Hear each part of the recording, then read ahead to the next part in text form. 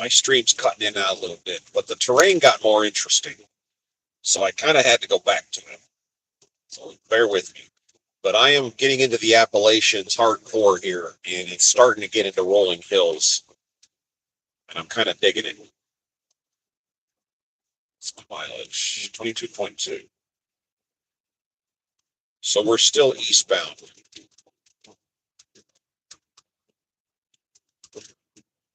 on 40.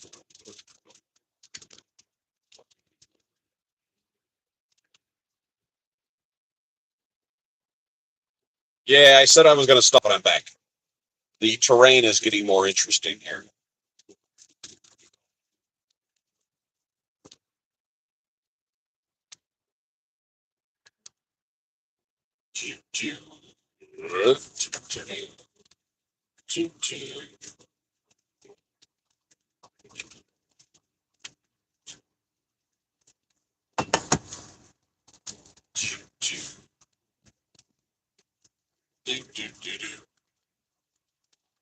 Yeah, I said I was going to stop streaming because my stream was cutting in and out, which is still might. But we're getting into the Appalachian Mountains right now, and the terrain is getting more interesting as we motor along here.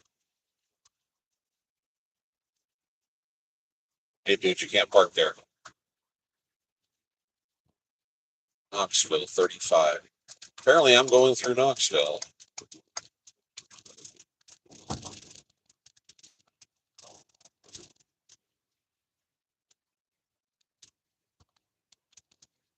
Well, you're letting that thing hang off the back of there, aren't you? Jeez. Oh, crap. Didn't see you sneaking up back there.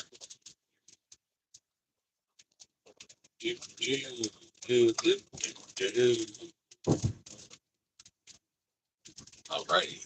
Yeah, the terrain is starting to get more interesting here. That's why I came back on. It's starting to roll, kind of creeping into the Appalachian Mountains at some point here.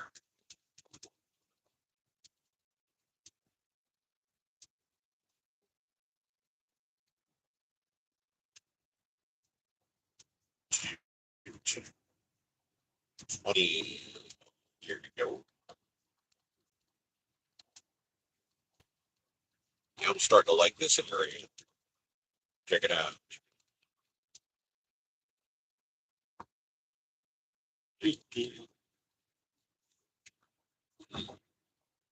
Speed limit's actually 70 through here, which seems a little excessive for this area, but such is life. Get 22.2 currently, so I'm good.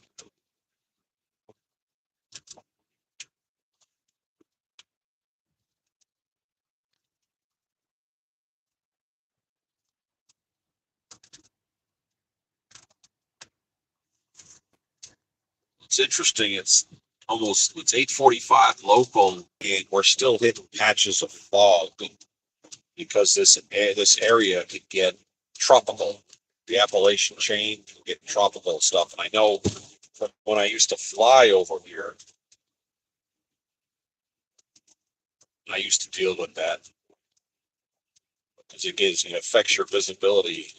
Look at that sign, Oak Ridge National Laboratory. That was the place involved in the atomic bomb during the war. They did a lot of the development there. They did the testing in New Mexico, but they actually created the atomic material over there. And if you believe the movies, they transported it in a crate, a fruit crate, in a taxi cab that drove nonstop from Oak Ridge to, was it Truth or Consequences or Alamogordo or wherever it was? Literally delivered it nonstop by taxi with a guy sitting with a crate with the atomic materials. So here, I got a guy here. I got a guy here. Okay, I got to move over. Sorry, dude. Sorry. If you just would have done that, you wouldn't have had to change lanes. All right, we got fog on the other side of this ridge line coming up.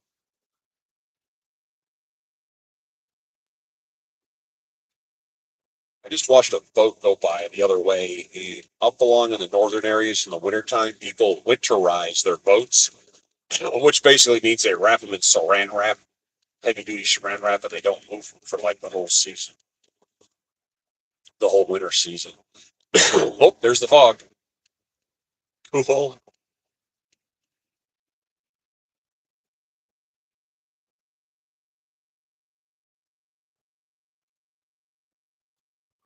Sorry.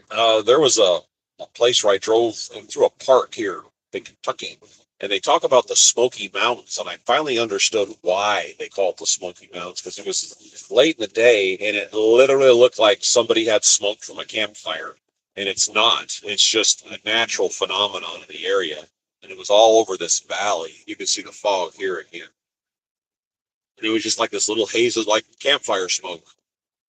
And that's where the Smoky Mountains come from. It always looks like that apparently. 22 miles. Now I know there's rules about what you're supposed to do with your vehicle and not, but when I get to a steep hill, I will admit I kick my vehicle in neutral and let it drift down the mountain. Not to a dangerous speed, but I will let it coast. It's a gas mileage thing. And will a fog ahead? Well, they cut the trees way back. Not enough of a hill. Ugh.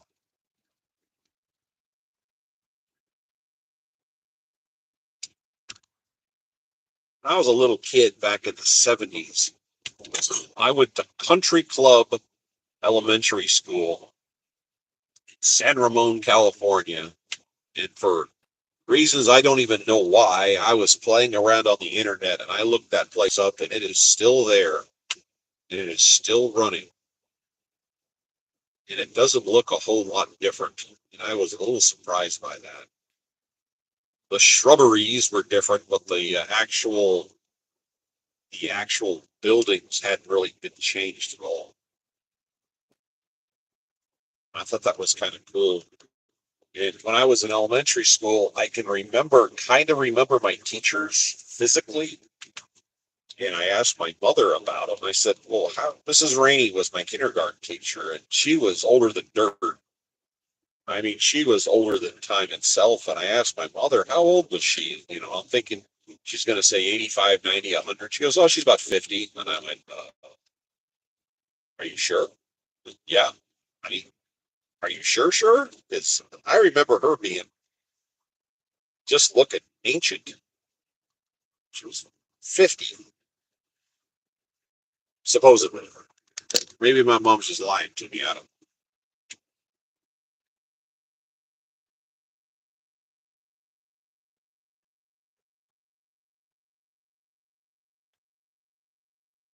Oh, oh.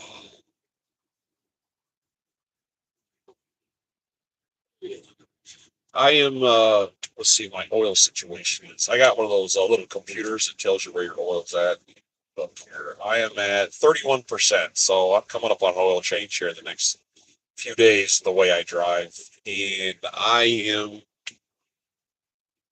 coming up with a concept of streaming the oil change to show people how it's done on this vehicle. And there's also the risk of me showing my mechanical skills, which are not very impressive. They're kind of in line with my dancing skills and my singing skills.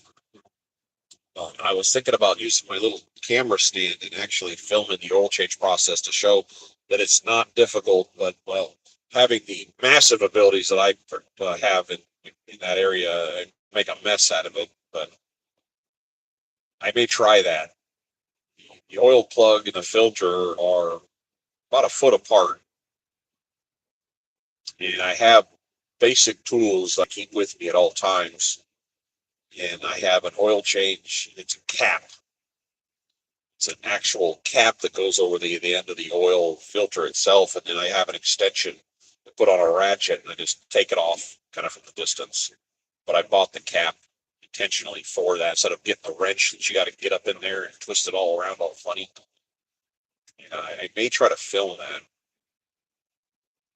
The one advantage the Dodge van has that I think is kind of interesting is the oil filter is up on top, which so literally, there's the oil filler plug, and then slide your hand over, 3 inches, and there's the oil filter looking at you. It's a really interesting system. But I'm going to climb under there. Oh, what are you doing? Yeah, I should have moved over. I may try to film that.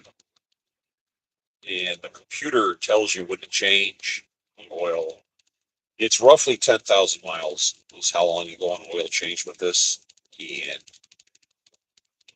I'm starting to question the timing on it. I'm looking at it, it's synthetic oil, which technically speaking, synthetic oil doesn't go bad. It does get dirty, it does get wet, but it doesn't actually go bad. And I'm looking at I'm checking my oil every morning. It's not losing or burning, but the color of it is getting darker. And at 30%, I wouldn't think it'd be that dark if it's for 10,000 miles. But I'll get down into the single digits. I'll get it down below 10%, and then that's when I maneuver to change it. And if you're ever changing oil, and I'll show this, there's your one lead.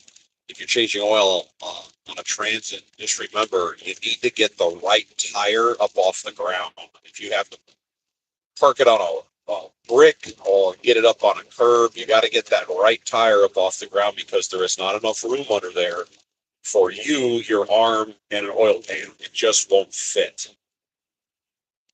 And at our company's head shed, I was able to find in the parking lot a spot where the leftover asphalt was kind of pooled, and I parked the right front tire up on a little mountain of asphalt, which got me under there.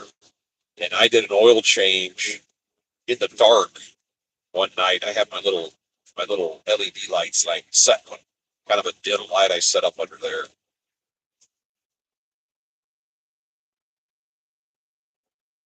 And I literally had a rabbit watching me do it.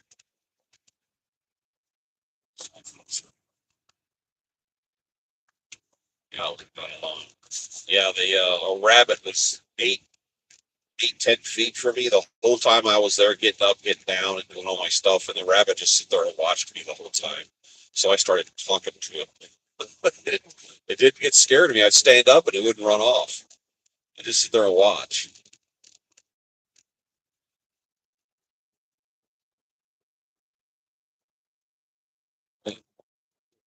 So I gotta figure out another change place. And if you're doing your own oil, wow, that's backed up a long way. If you're doing your own oil in your vehicle, just remember you can turn your oil in at a auto parts store. They take used oil or an oil change replacement, I guess would take. They recycle it. I don't know if they recycle it to use it as oil, but at the bare minimum, they can use it as a fuel oil to burn, to mix to burn in something.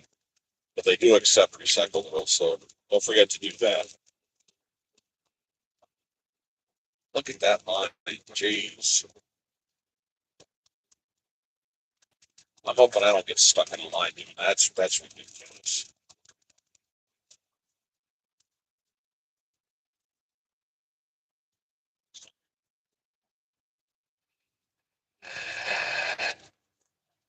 What are you talking about? It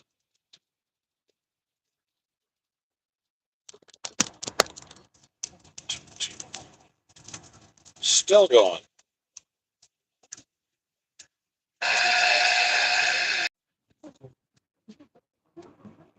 Yeah, they got